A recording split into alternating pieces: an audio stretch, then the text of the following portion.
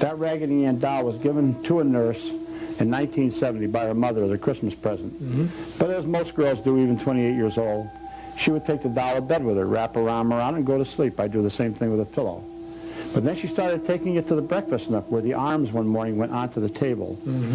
Now she lived with another nurse, and they shared the expenses of the apartment, which was 4 blocks away from Hartford Hospital. Right. At that point, they told the girls about the incident, and one said, "I know a medium." So they held a seance that night. That was the beginning of many seances with this doll.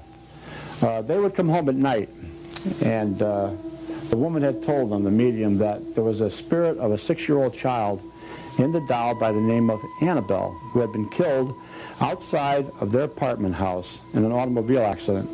Well, there was such a child, but God does not allow a child's spirit to go into a doll.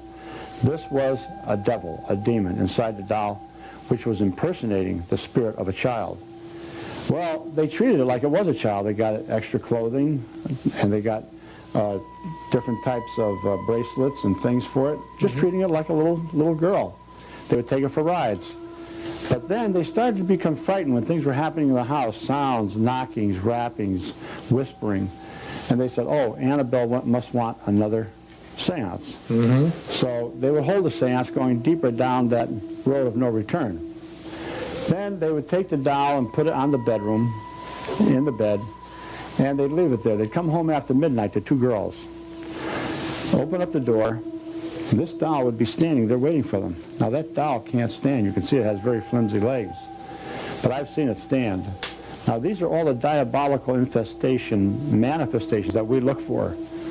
Well, as time went on, one of the fiancés of one of the girls said, "Get rid of the doll, burn it, throw it away." He wanted to get rid of that doll. He fell asleep one Saturday afternoon. And the doll was put right across from him on a couch. And the girls were fooling around saying, "Well, now, Annabelle, you help us to clean up," just like it was a little kid. All of a sudden, he woke up with a start. He was sweating. He said, "My God," he said, "what a nightmare I just had. I dreamt that Annabelle there was strangling me, and he had marks on his throat. Was it psychosomatic?" Well, he walks over to the doll, he picks it up, and looks at it, and throws it right across the room. "You're nothing but a rag doll. You couldn't hurt anyone." With that, 7 slashes appeared on his body, 4 in the chest and 3 on the stomach. The blood came right through his shirt. Now they were all frightened. Things were flying around the room. They called the High Episcopal Canon in Hartford. He called Father Richard Nolan. Father Nolan called us.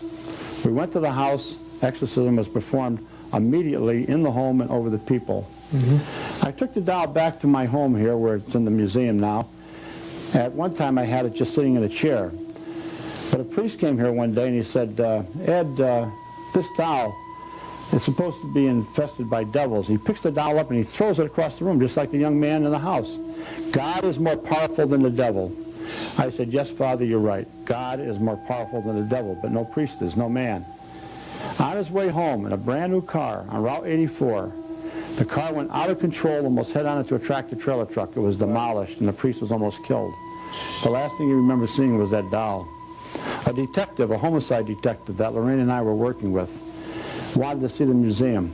We work on many cases of where children are murdered and whatever.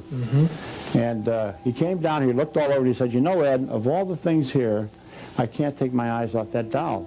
At that time, it was still in a chair. The phone rang.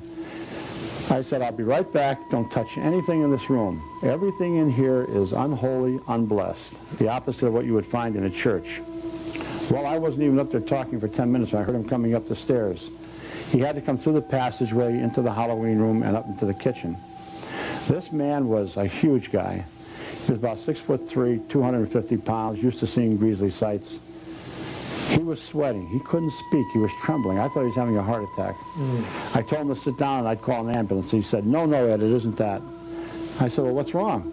"I don't want to talk about it." That's what he said. "I don't want to talk about it." Sometimes a little macho and cops, you know. Sure. And Lorraine walked in and he looked at Lorraine, and I guess he found it easier to talk to a woman than a man. He said, "I'll tell her about it, but I don't want her to ever talk about it again." Well, she didn't have to. The doll had been in the chair over in one corner of this room. When I came in, the doll was over in another corner on the floor. Everything had been knocked over, like there was a terrible struggle here. There was a terrible struggle. This man had picked that doll up. His aura had mingled with the aura of that doll, and something so terrible occurred that he resigned from the police department 3 months later and moved to California. Is that right? A young man came in here one day with a bunch of college students, and after I told him about the doll and many other things, he came over here. I was standing over in the other corner. He started tapping on this glass and said, "I don't believe any of this is a bunch of hooey." He said, "If that doll can do anything, let it do something to me right now. Put a slash on me." I put him out of the building. He was on a motorcycle. 3 hours later, he was dead. The girl that he was with said that he was laughing about the doll when the motorcycle, just like the car, went out of control, hit a tree, and killed him instantly. The girl was in the hospital for over a year. You do never challenge devils. Don't mess with the devil, that's for sure, huh?